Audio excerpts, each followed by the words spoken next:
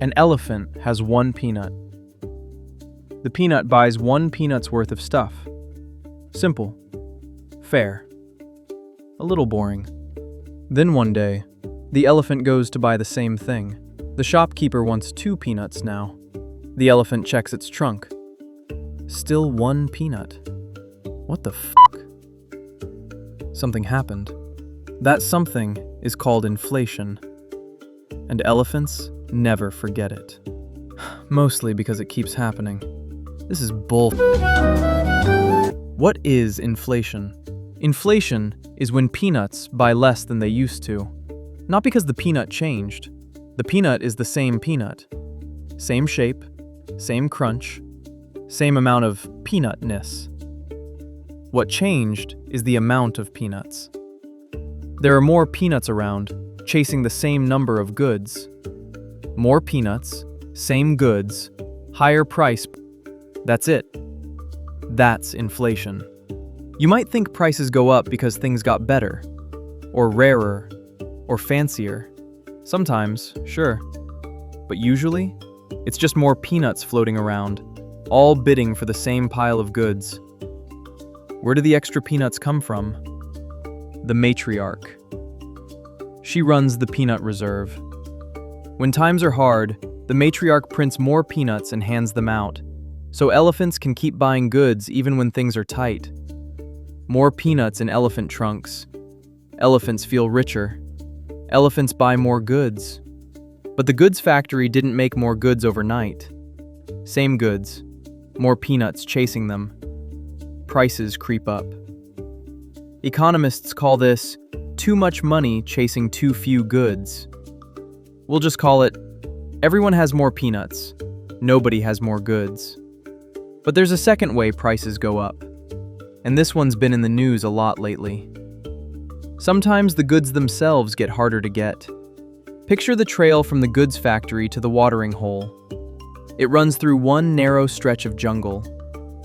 One day, that stretch of jungle catches fire. The caravans can't go straight through anymore. They have to take the long way around. Longer trip.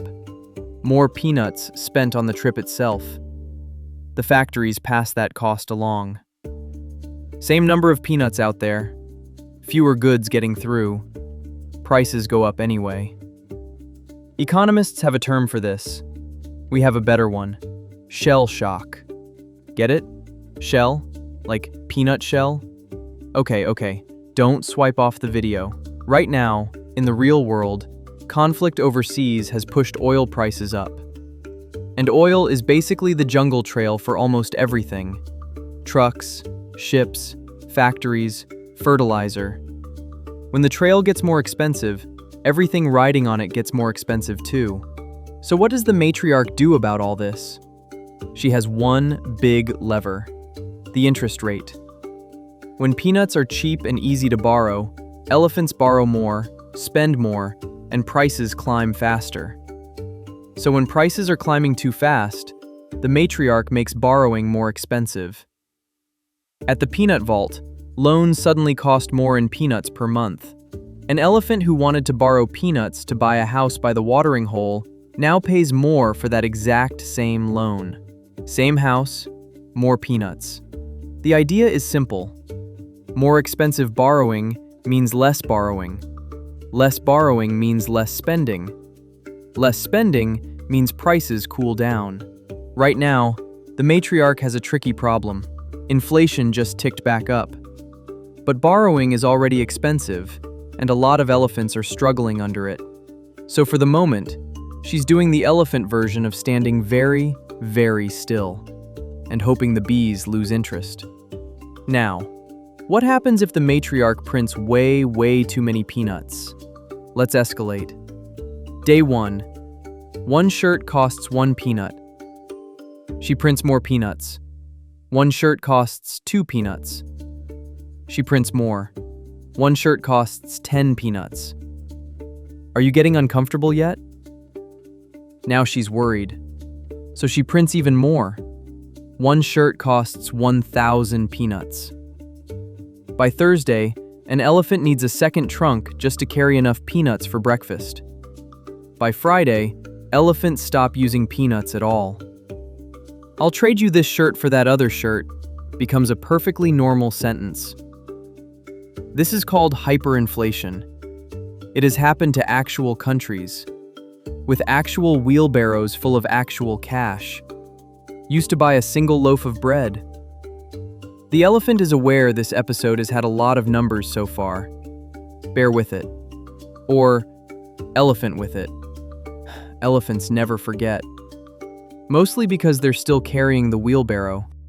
Quick interruption, not a sponsor. The elephant has a number in mind.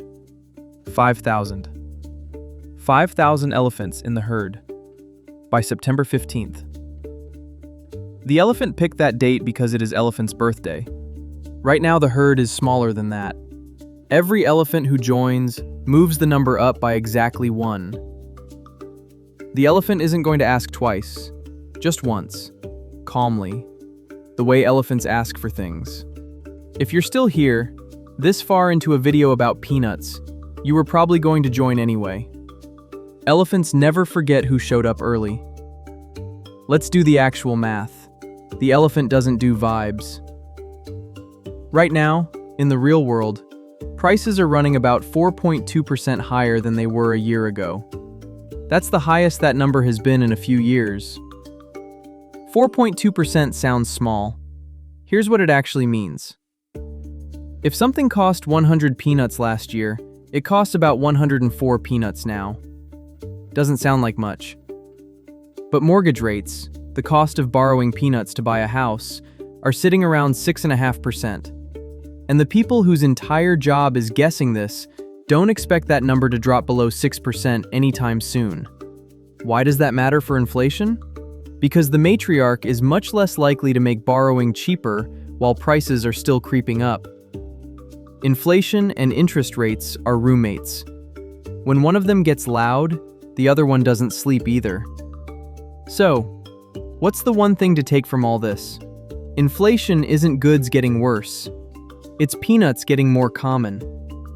And the matriarch's entire job, really her only job, is to keep the number of peanuts roughly matched to the number of goods. When she gets it right, nobody notices. When she gets it wrong, everybody notices.